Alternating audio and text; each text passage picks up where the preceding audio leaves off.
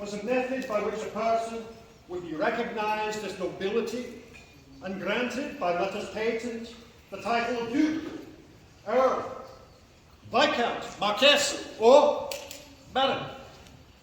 In these modern Middle Ages of the Society of Trade and Anachronism, peerage has been expanded to include worthy characteristics and virtues. Thus, we have the right noble orders of chivalry and the masters of defence, whom excel in combat. The right noble order of the Pelican, who are the staunch servants of the realm. And of course, the right noble order of the Laurel, the order of skilled artisans.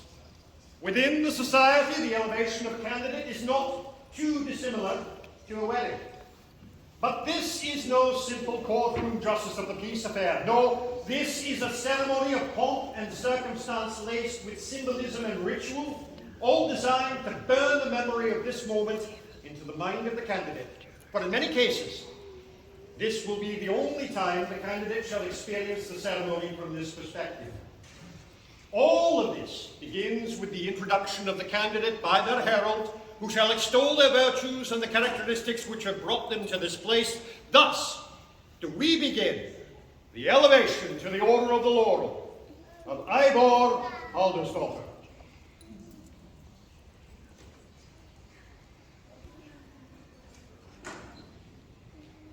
Eyvor, honored be, verdant artistry, mandrels turned with gold and glass, sun and stars and ciphers mass, from her hands to others pass. Eyvor, honored be, verdant artistry, consorts stand to might revealed, azure steed on nodding field, from capybara never healed. Eyvor, honored be, verdant artistry, flowers bloom 'neath desert sun, wool and flax and webwork spun, steadfast stir till dish be done. Eyvor, honored be, verdant artistry, sharing skill by hand and book, lady, learner, maker, cook, generous as flowing brook. Eyvor, honored be, verdant artistry, Laurel maid is she. Now, their Majesties have already taken counsel on the suitability of the candidate, but at this point, they have the option of requesting if members of the various orders would have words. Well, not always done. It does allow the populace to hear what considerations went into the selection of a candidate. And of course, should the candidate have any lingering doubts as to their own suitability, puts them effectively to rest once and for all. Alternately, they may simply ask if any members of the various orders would stand with the candidate as a visible sign of support. Will anybody stand? Knight. I will stand. From their words. From Sir Domingo.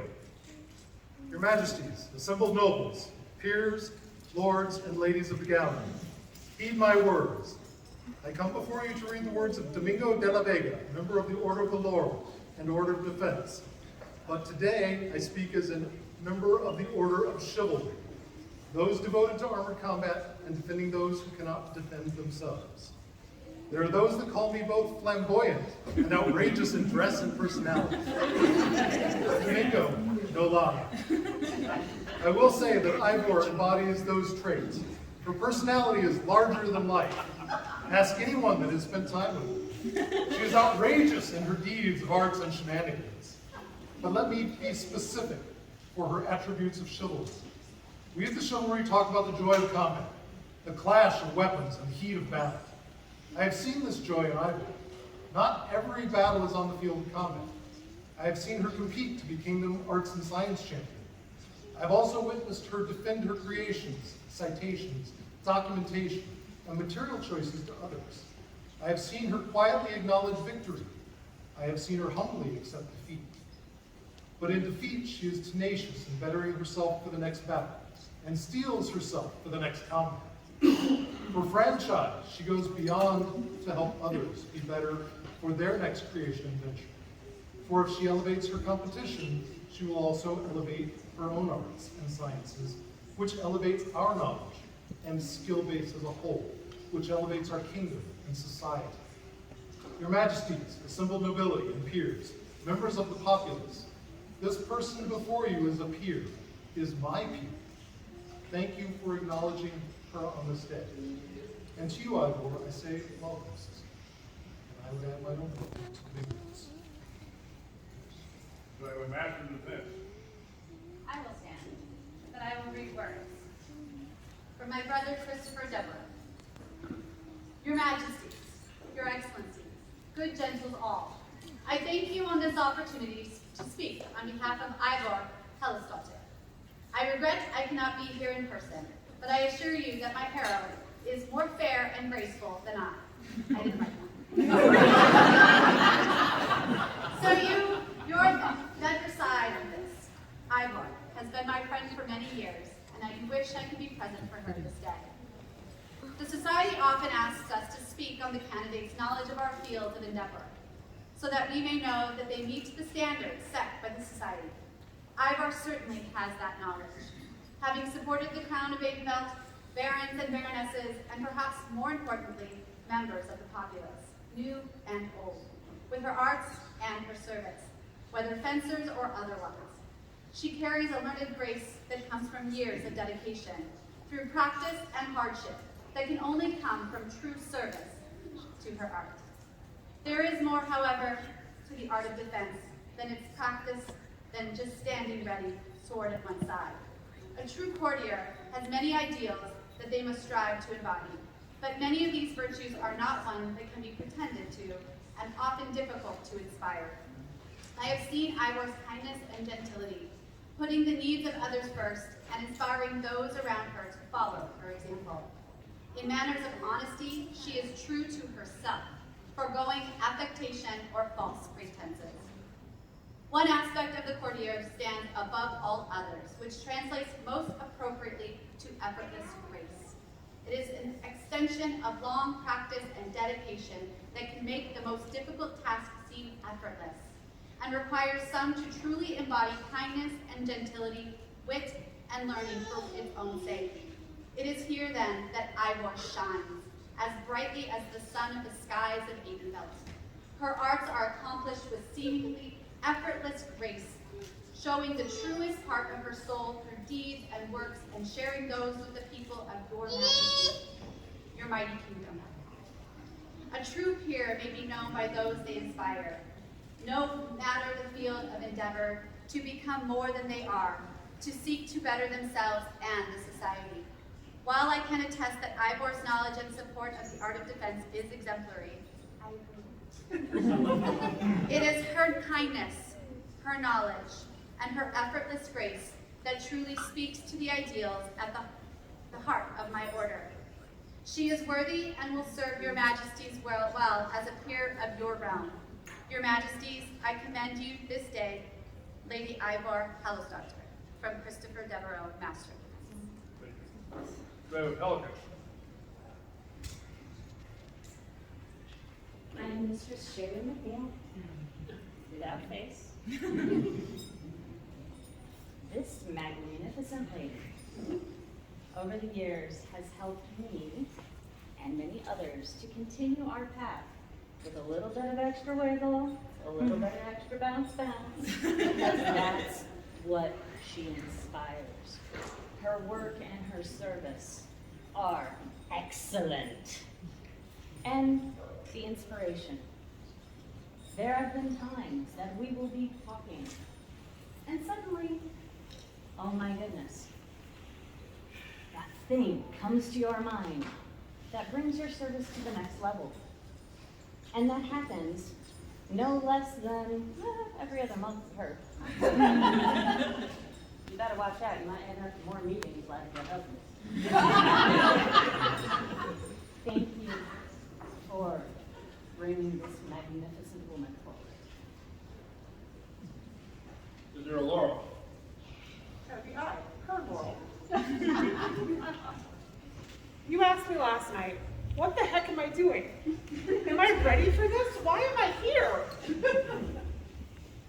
Everyone before the night of their own peerage asked the same comment.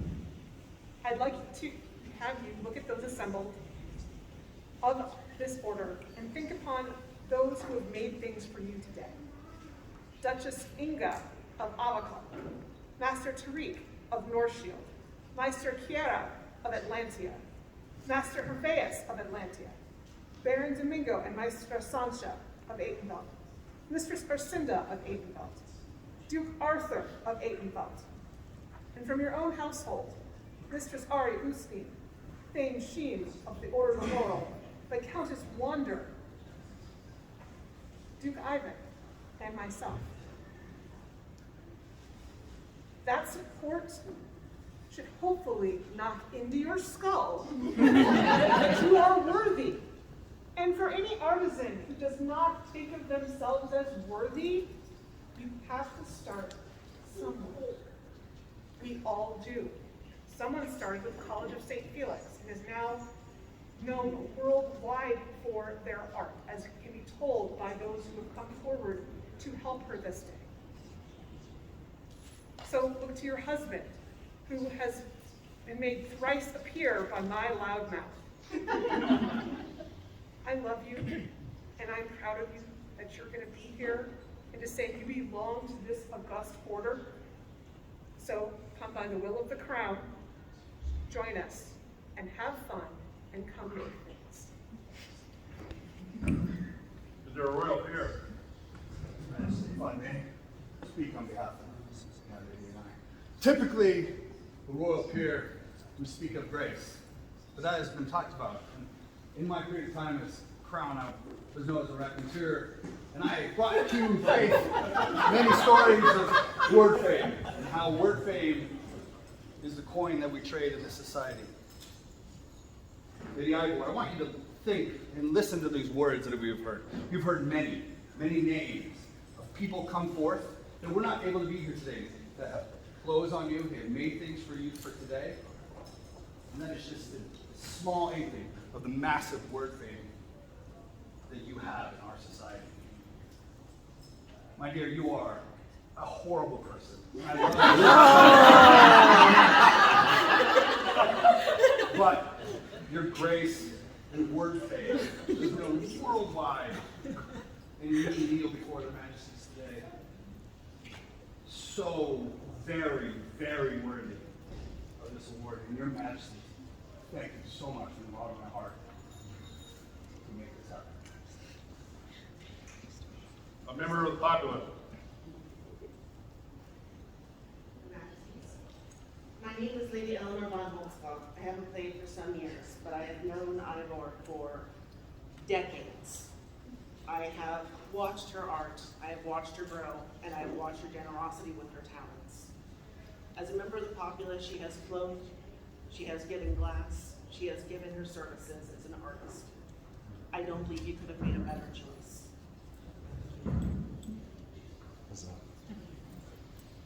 Having received counsel, their majesties then ask the question.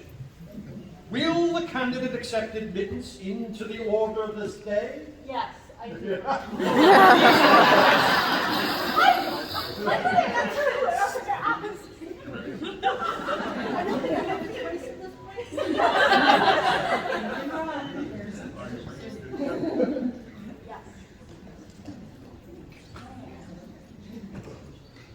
Of course, if the candidate is an apprentice, as in this case, they must be released by their master to be their own person.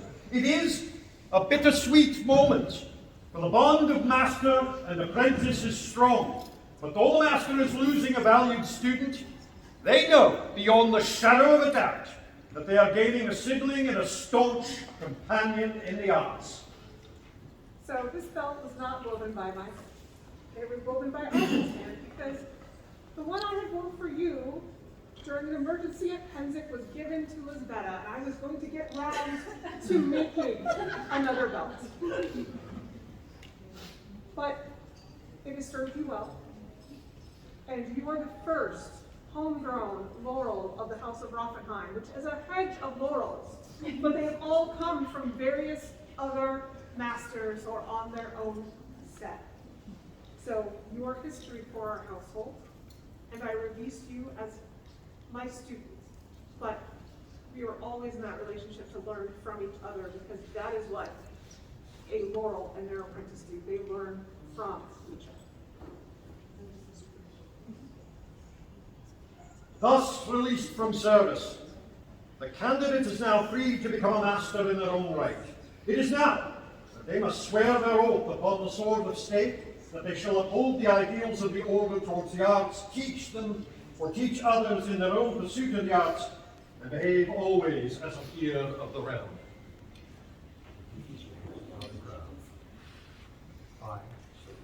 I, Eyvor Haldor's daughter, Swear by all that I hold sacred and true swear by all that I hold sacred and true that I will conduct myself as befits a peer of the realm, that I will conduct myself as befits a peer of the realm, striving to improve my abilities striving to improve my abilities and to aid those others in this pursuit, and to aid those others in this pursuit, insofar as it is my power insofar as it is my power to do so. to do so. To this end, To this end, this day do I this day do I render homage and fealty render homage and fealty to my sovereign and liege, to my sovereign and liege, the crown and kingdom of Atenveldt, who will from this day onward who will from this day onward be my liege lord. be my liege lord. I shall remain in all ways I shall remain in all ways the true servant, the true servant, serving them faithfully, serving them faithfully and endeavoring ever to prove myself worthy to prove myself worthy of this noble title of Master of the Laurel. of this noble title of Master of the Laurel. This I do swear By the sword and by my honor, so say I, Eyvor Haldor's daughter, mistress of the Laurel.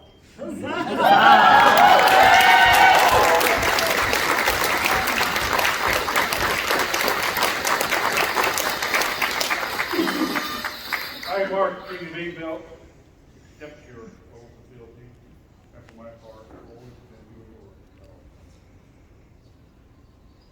Then, of course, there is the regalia of the order. Medallion, mantle, wreath of laurels, all emblazoned with the wreath of laurels. Long a symbol of learning, that symbol of the ancient world that brings to mind Athenian wisdom, the arts and sciences of Apollo, and above all, honor, victory, and triumph.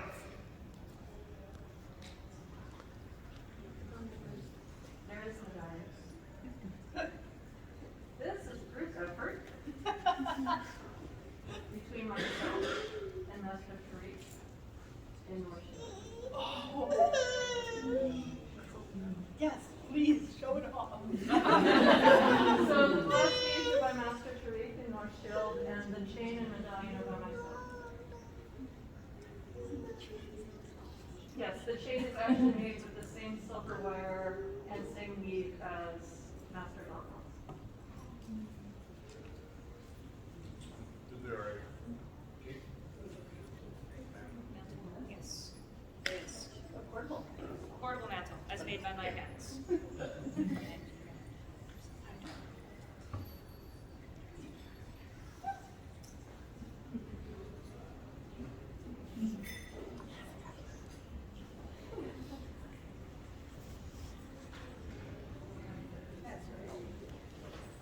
You're not moving. No, I'm not. No, I'll get the other one. floor wreath? Laurel made to fulfill the lost beings from the Tennessee subject and workers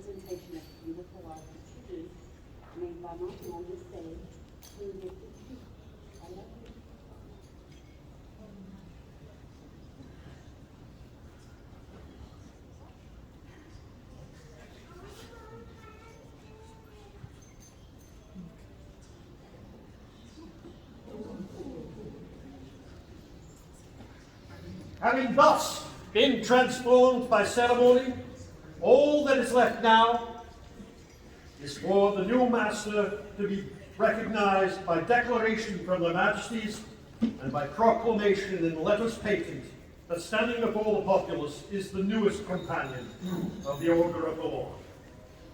Read the painting.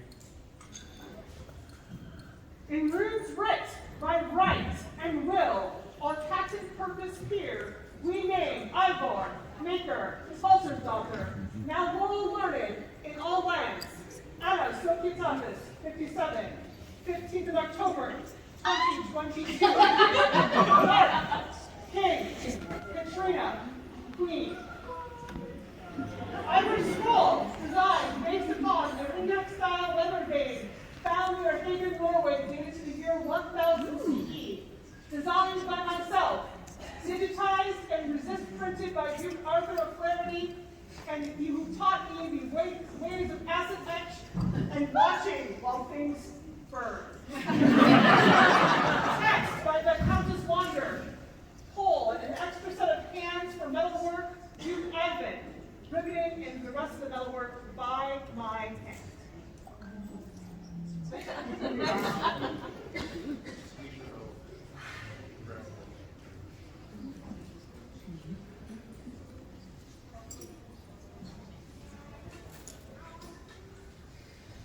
Three cheers, Your Majesty. Three cheers for the newest Laurel of the realm. Have